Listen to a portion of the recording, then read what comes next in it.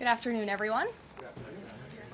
Happy Monday. Good to see all of you here. I want to start with a preview of President Trump's very busy schedule for the week. Later this afternoon, the president will be making a major announcement focused on the childhood autism epidemic, alongside his top health advisors who are working to make America healthy again. This will be a powerful display of how the entire Trump administration is committed to addressing root causes of chronic conditions and diseases, embracing full transparency in government, and championing gold standard science. Tonight, the president will depart to New York City ahead of the 80th session of the United Nations General Assembly. He will be joined in New York City by the First Lady. Tomorrow morning, President Trump will deliver a major speech touting the renewal of American strength around the world, his historic accomplishments in just 8 months, including the ending of 7 global wars and conflicts.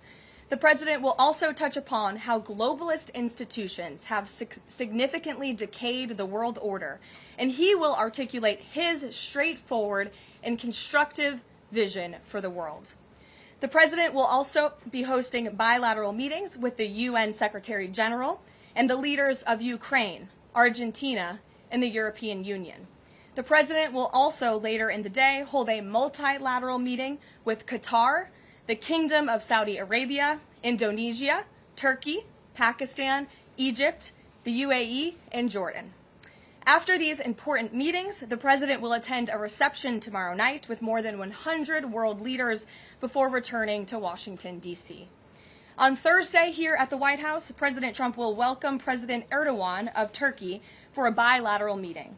And on Friday, the president will travel to Long Island for the Ryder Cup golf match between the United States and Europe. This event is one of the greatest sporting events in the world, and it would not be taking place this year without President Trump's help. President Trump signed an executive order last week preventing a strike that would have crippled the New York City area ahead of the tournament, and at the request of the 5 labor unions who all represent workers on the Long Island Railroad. One of the greatest golfers in the world, Bryson DeChambeau, praised the president's critical intervention, saying, quote, "When the possibility of a strike threatened to disrupt transportation and attendance, President Trump stepped up and took the action needed to protect this world-class competition." Thanks to President Trump's decisive leadership, the Ryder Cup experience will be everything fans and the golf community deserve. Again, that's a quote from the great golfer Bryson DeChambeau. Now let's all hope the American Ryder Cup team can take home the trophy. In other news, positive economic data continues to pour in. Brand new polling shows that Americans' faith in the economy and the direction of the nation is back on track and shooting even higher. Home ownership is more affordable, with mortgage rates dropping to a 3-year low. For new home buyers, this represents a $250 decline in your monthly mortgage payment, or nearly $3,000 a year. And President Trump has made it very clear he wants to continue to see mortgage rates decline to a record low, just like they did in his first term. Thanks to President Trump's unleashing energy dominance, gas prices are dropping, and Americans are spending the smallest share of their disposable income on gasoline since 2005. Additionally, the annual cost to own and operate a new vehicle is down by nearly 6% over the last year. Americans are earning more and they are spending more than ever before. After inflation outpaced for 26 straight months under Joe Biden, real wages have increased nearly every month since President Trump took office, with wages for blue-collar workers rising at the fastest rate in 6 decades. Retail sales are also booming, up 5% over last year, and the stock market is booming, and Americans' retirement accounts continue to do well, with the Dow, S&P 500, and NASDAQ all hitting new record highs. In fact, the S&P 500 is up nearly 15%, and the NASDAQ is up more than 21% since Election Day. As part of President Trump's mission to restore America as the manufacturing superpower of the world, he has secured nearly $9 trillion in U.S. investment, nearly 9 times more than Biden attracted in his entire 4-year term, and we expect that number to be upwards of $15 trillion very soon. We're already seeing the initial economic benefits of these investments, with industrial production recently rising to an all-time high. President Trump built the greatest economy in the history of the world in his first term, and we are witnessing him do it all over again. Now, before I open it up to questions, I do want to speak on the heinous political assassination of Charlie Kirk. As President Trump powerfully stated yesterday, This assassination was an attack on everything that makes the United States of America the greatest country on earth. But that attack has completely failed. The heartwarming response from the overwhelming majority of the American people over the past 2 weeks is all of the proof that you need. The assassin who took Charlie's life can destroy flesh and blood, but he can never destroy the values that Charlie stood for. All across the country, millions of Americans have prayed, hosted vigils, attended church services, became politically engaged for the first time, and honored the legacy of Charlie and the ideals he died speaking for. The beautiful memorial service attended by President Trump and 100,000 great Americans in State Farm Stadium yesterday was just the latest example. And Erica Kirk's mercy was one of the greatest acts of grace this world has ever seen. May God continue to watch over Erica and their beautiful children. Unfortunately, there have been some jarring exceptions to this unity. This past Friday, 58 House Democrats voted no, and 38 voted present on a resolution that simply stated, condemning in the strongest possible terms the assassination of Charles James Kirk and all forms of political violence. There were no strings attached to this vote. This was a simple gesture of human decency to denounce political violence. I wish I could say that this was only a fringe group, but 96 votes is nearly half of the entire House Democrat caucus. And they didn't just vote against this basic resolution condemning political violence. A number of those same Democrats took to the House floor to smear Charlie Kirk's name. The man wasn't even buried yet, and Democrat members of Congress were denigrating his memory on the floor of the House of Representatives. This was truly a sad moment and a clear reflection of how radical the Democrat Party has become.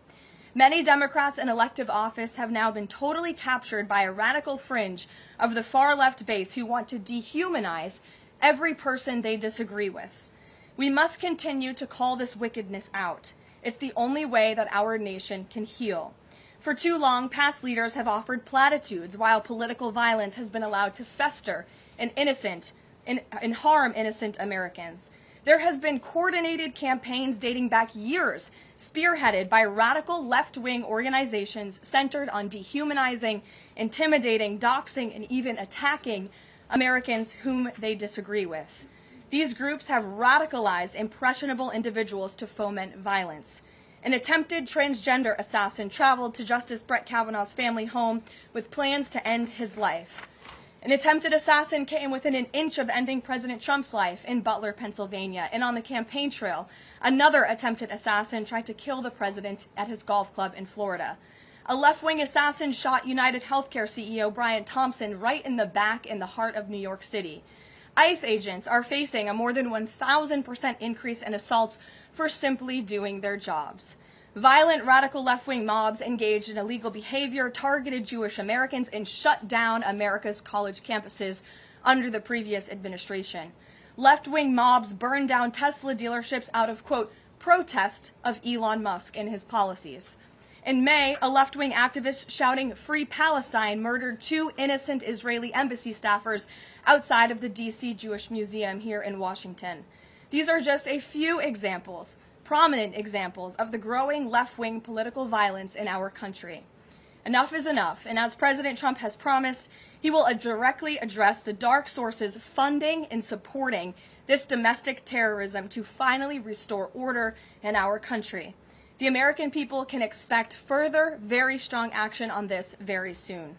Everyone, Republican, Democrat, everyone in between, we all deserve to live in a country where we do not have to fear for our lives simply for stating what we believe in. With that, I will take your question. In today's new media seat, we have Monica Page, who is the White House correspondent for Turning Point USA's news organization, on the front lines. Monica, thank you for being here. We're so sorry for the loss of Charlie. I know you work for him, you were very close to him, and we appreciate your being in the new media seat and also your commitment to covering the White House. You are here every day, just like the rest of everyone in this room, so why don't you kick us off today? Thank you so much, Karoline. I don't think you realize how much it means to me to be here in this seat, especially on behalf of Turning Point USA and Frontlines. We greatly appreciate it. We also greatly appreciate the outpouring of support and just the really kind words that we heard yesterday at the memorial service. That means more to us than I don't think anybody ever knows. And even the global support that we're seeing for Charlie has been overwhelming, and it doesn't go unnoticed. So thank you so much. I have 3 questions, if I may, on the horrific murder of Charlie Kirk. Government and local officials said that Antifa inscriptions were engraved in these bullet casings that killed Charlie Kirk.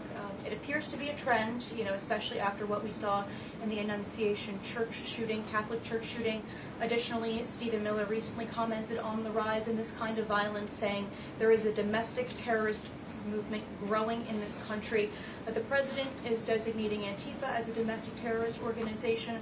I'm wondering, what is the approach to holding these people accountable, just to ensure that violence like this just is eradicated moving forward? Sure. Well, Antifa is going to be designated a domestic terrorist organization. The president intends to sign that executive order very soon as it's drafted, as soon as today, later this afternoon. And this is something the president campaigned on, because we have seen a rise in violence perpetuated by Antifa radical people across this country who subscribe to this group. And unfortunately, it's gone widely uncovered by many in the legacy media. It also went completely ignored by the previous administration. Not anymore. Not only, as you mentioned, were the bullet casings subscribed with Antifa mottos, if you will, in the heinous assassination of Charlie, but there have also been more examples than I could read off for you here in this briefing room today of violence from Antifa. I will just read a few. In July 2025, several members of an Antifa cell ambushed and opened fire on officers at an ICE facility in Alvarado, Texas, shooting one officer in the neck. Also in July 2025, 3 Antifa members were charged with assaulting a police officer during a violent riot outside an ICE facility in Portland, which for weeks prior had been under siege from the local Antifa terror cell. In February 2024, a transgender Antifa terrorist detonated an explosive device outside of the office of the Republican Attorney General of Alabama. In July 2023, Antifa members linked to abortionist group Jane's Revenge firebombed pro-life facilities and vandalized churches.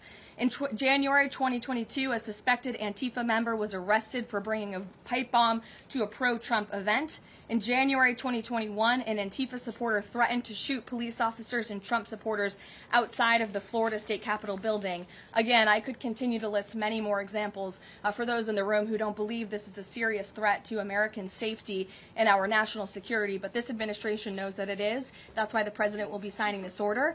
And we will also be, most importantly, looking at who is funding Antifa and who is funding these other violent left-wing groups that we've seen perpetuate so much crime and mayhem across our country. Thank you. And Charlie Kirk died exercising his First Amendment right, willingly debating, conversing with everybody and anybody. That was what he did. So what message does this White House have now to all Americans who feel like they are too afraid to express their beliefs, their values, their morals in the wake of such horrific violence? I think the president has answered this, and I will leave it to his response, Monica, where he so beautifully said, we have to keep fighting. We have to keep speaking up. We have to keep speaking our mind. I know that's what Charlie would want us to do, and we have a right to free speech in this country. The president supports it. It is protected by our beautiful Constitution, and Americans should not cower in fear. They should rise up in courage to continue speaking the truth. And to end on a lighter note, Karoline, I'd love to know what your favorite memory of Charlie is. Sure. Charlie was a great guy, and he was, of course, a very influential person in the conservative movement, in the MAGA movement. He was so helpful to the president during the campaign and to all of us who worked on that campaign, that historic campaign. I myself had many great memories going on Charlie's amazing podcast and his show. He was always willing to text people with words of encouragement. In fact, my last text exchange with him was the day before he died, and he was asking for my husband and I's address to send a children's book to our son. And I think that just speaks to the type of person that he was. And I know so many of us here at the White House are going to miss him very much. Thank you, Karoline. Thank you. Gabe. Caroline, thank you. Regarding the autism announcement, Sure. Why now? Does the administration have new data that hasn't been published previously showing a possible link between acetaminophen and autism? I know there's been many reports about what this announcement at 4 o'clock will be, Gabe. The president is very excited about this, so I don't want to scoop the president of the United States and our Secretary of Health and Human Services, but what I can assure you is that Robert F. Kennedy and the incredible health team that this president has put together are really viewing things in a much different lens. And they are paying attention to studies and the gold standard of science and research that many in this city for far too long have turned a blind eye to. So I think Americans are going to be enlightened and proud of what they hear later this afternoon, but I won't get ahead of the president on exactly what that announcement entails. On a different topic, going back to the president's social media post from over the weekend, regarding the DOJ and his seeming frustration that they hadn't taken action quickly enough. I want to point to something that the president said during his inaugural address. Never again will the immense power of the state be weaponized to persecute political opponents. We will not allow that to happen. Is the president going back on his promise? No. In fact, the president is fulfilling his promise to restore a Department of Justice that demands accountability. And it is not weaponizing the Department of Justice to demand accountability for those who weaponize the Department of Justice. And nobody knows what that looks like more than President Trump.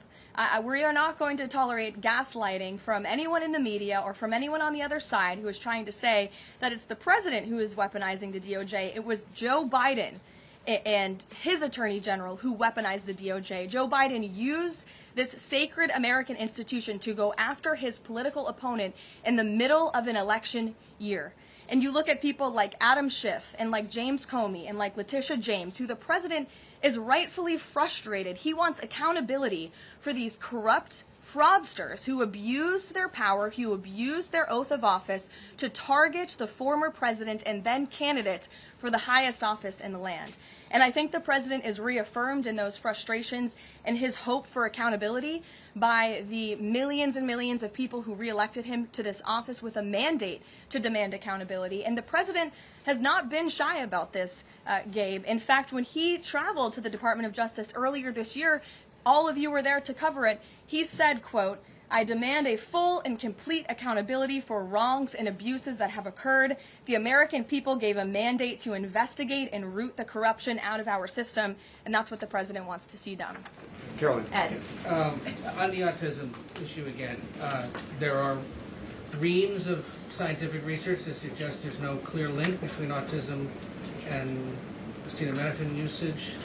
You're suggesting today they may have new information on this. A lot of it, and this entire debate, has the potential to confuse women, especially pregnant women, about what to do. What do you say to those that say what you're doing today potentially just introduces more confusion into the debate? I think women for many years, in fact for decades, Ed, have been confused by the rapid increase in autism in this country, in the childhood epidemic that is chronic epidemic, disease epidemic that is plaguing America's youth. Women are confused about that and they want answers to that. And that's exactly what this administration is focused on finding. And before you jump to conclusions based on reports that the White House has not even confirmed, I would encourage everyone in this room to go into the 4 o'clock announcement with some critical thinking skills and with some open ears to actually listen to what the president and his team of outsiders have to say about this. And there will be a number of things that will be announced and discussed. And I think, I know as a mother myself, I speak, I believe, for many mothers across the country who really want answers to what is happening to our nation's children. So again, I won't get ahead of the president, but I think everyone in this room needs to tone down the judgment before you even hear what people are going to say. Sure. Thanks, Caroline. So too on the Holman investigation, I mean, can you just speak to, did the president ask the Justice Department to close the case, and does Holman have to return the $50,000? Well, Mr. Holman never took the $50,000 that you're referring to, so you should get your facts straight, number one. Number two, this was another example of the weaponization of the Biden Department of Justice against one of President Trump's strongest and most vocal supporters in the midst of a presidential campaign. You had FBI agents going undercover to try and entrap one of the president's top allies and supporters, someone who they knew very well would be taking a government position months later. Mr. Holman did absolutely nothing wrong, and even the president's Department of Justice, even Kash Patel's FBI, looked into this just to make sure. They had a number of different prosecutors and FBI agents who looked into this. They found zero evidence of illegal activity or criminal wrongdoing. In the White House and the president stand by Tom Homan 100% because he did absolutely nothing wrong, and he is a brave public servant who has done a phenomenal job in helping the president shut down the border. Mary. Thanks, Caroline. I have two questions on far-left violence. Sure. The first one, the president said yesterday that the bullet hit Charlie, but it was aimed at every one of us.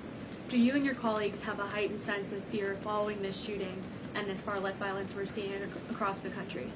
I certainly think there's a heightened sense of awareness by conservatives across the country, by all of us here at the White House. Again, as I said to Monica, many of us were personal friends with Charlie and had involvement with Turning Point before we came and served our government in this way. So certainly it's a very shocking incident, and I think, it's very unfortunate that those of us who work in this movement have to think about violence just for speaking our minds and for supporting President Trump. And as a follow-up on that, I asked the president last night on Air Force One about this pattern of transgender violence we're seeing. Charlie's killer lived with his boyfriend who identifies as transgender, and then we had the Annunciation shooting, the Covenant shooting, all of these incidents.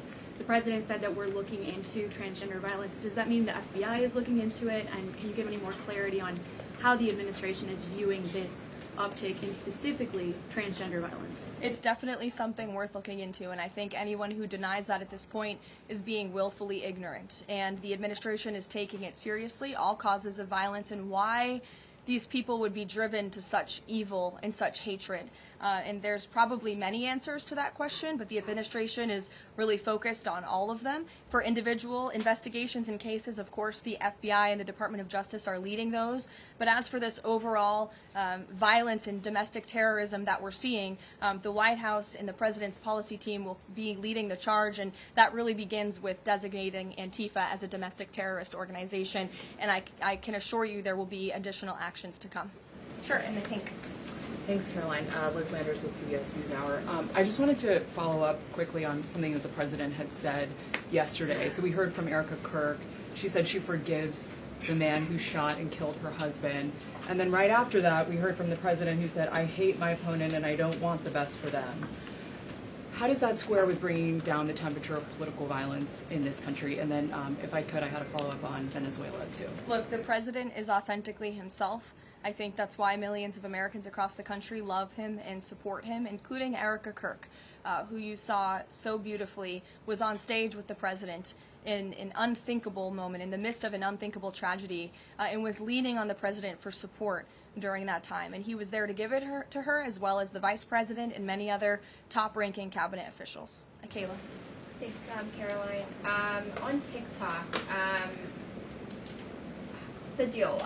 How much is the deal? And if you can't give an exact number to how much the deal is, when can we expect to learn how much the deal is being valued at? And then separately, who are the members involved in the deal? Like, can you share any more details there? So I don't have a specific number for you, nor am I going to confirm the specific individuals and entities in the deal, Kayla, but I do have several details I'm happy to run through for all of you, and the president will be signing the deal, the official deal, later this week at some point. Under the terms of this deal, TikTok will be owned by a majority of American investors and controlled by a board of directors with extensive national security and cybersecurity credentials. In partnership with the U.S. government, Oracle will serve as TikTok's trusted security provider, and they will independently monitor the safety and data security of all U.S. user data on TikTok's platform. Americans' data will be stored securely in the United States without access from China. All U.S. user data will be stored on servers operated by Oracle in the United States, protected from surveillance or interference by foreign adversaries. And the algorithm, I know this is a question many of you have had, will be secured, retrained, and operated in the United States outside of ByteDance's control. and TikTok will remain globally interoperable, meaning TikTok users in the U.S. will be able to see videos posted by users in other countries and vice versa. While I don't have a number on the specific deal, we do expect that thanks to the president's leadership and the securement of this historic deal, businesses using TikTok will generate as much as $178 billion in economic activity within the U.S. over the next 4 years. So this is great news, not just for the millions of American youth who use TikTok. Their data will be safe and secure with this new deal. They'll continue to use this very fun app.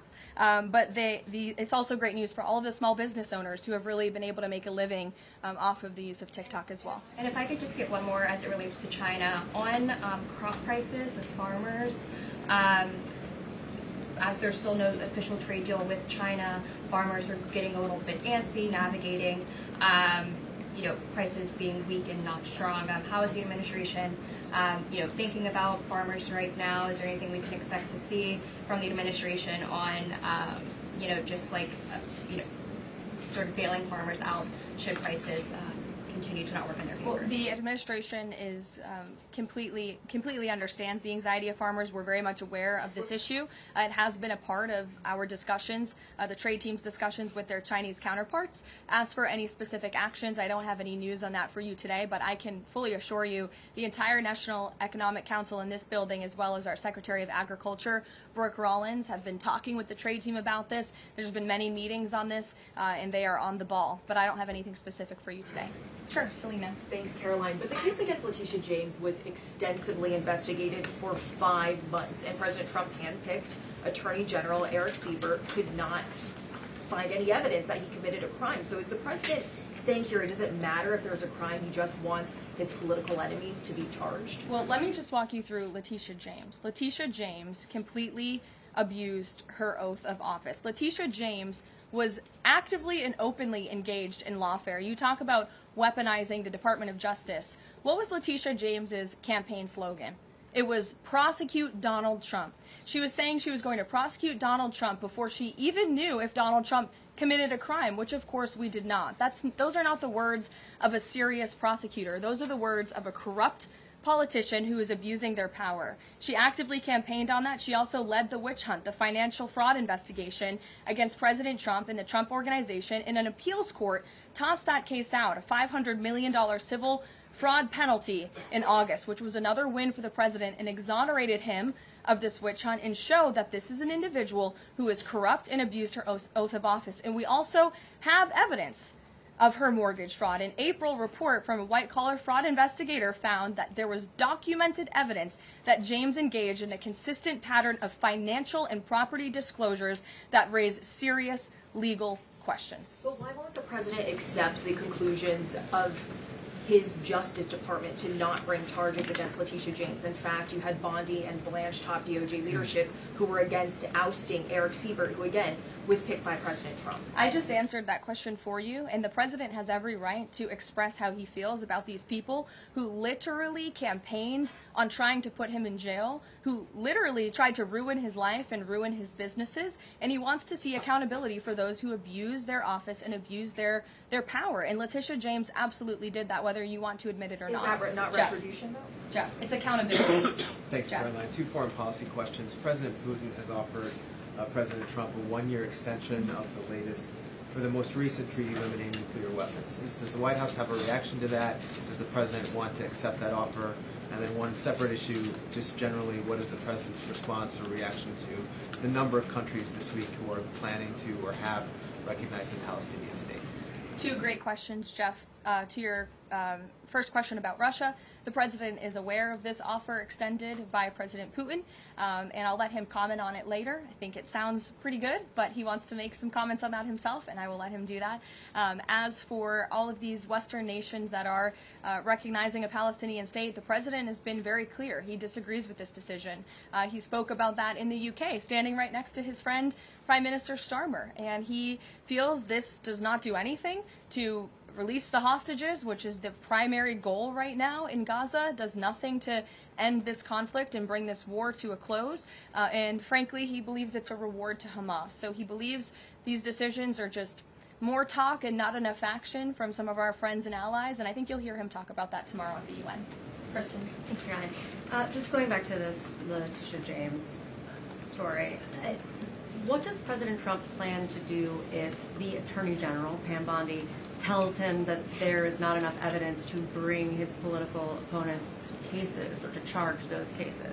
That's a hypothetical question, Kristen. That hasn't happened at this point. But we did see one U.S. attorney not be able to find enough evidence, and now they no longer have a job. Is that something that you would consider? Look, the president stands with Pam Bondi 100%. He made that clear this weekend. He answered questions from all of you last night on Air Force One. He said the same, and that's how he feels at this moment in time. And just one more thing on the Attorney General. Go ahead. Pam Bondi.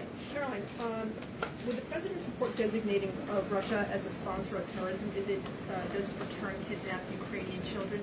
And secondly, we just found out through questioning that Hunter Biden sat in on the discussions of his pardons. What's the White House response to that?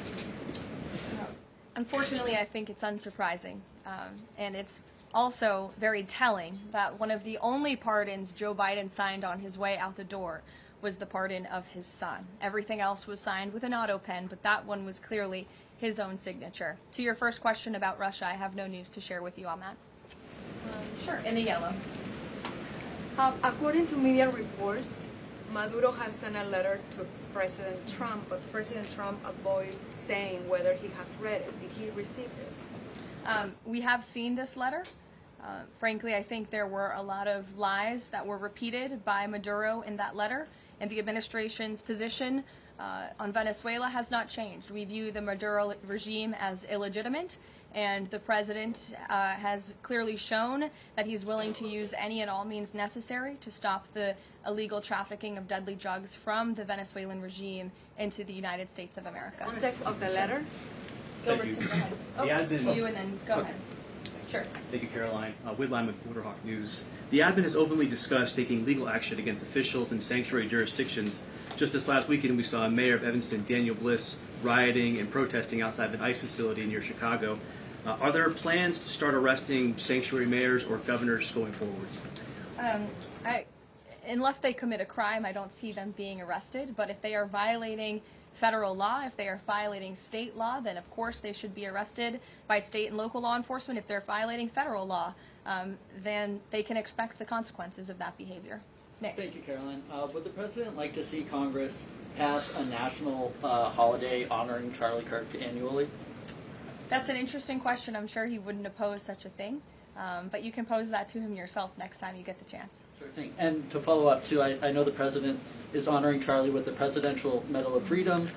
Is there anything else that we don't know of in the works to honor Charlie?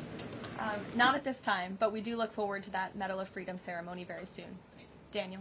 Thanks, Caroline. This past Friday, Adam Schiff, Tim Kaine, they introduced a resolution on Capitol Hill aimed at stopping the successful kinetic strikes against narco-terrorists in the Caribbean Sea. What does a move like this, what type of message does it send to families, specifically families who have suffered at the hands of deadly narco drugs like these?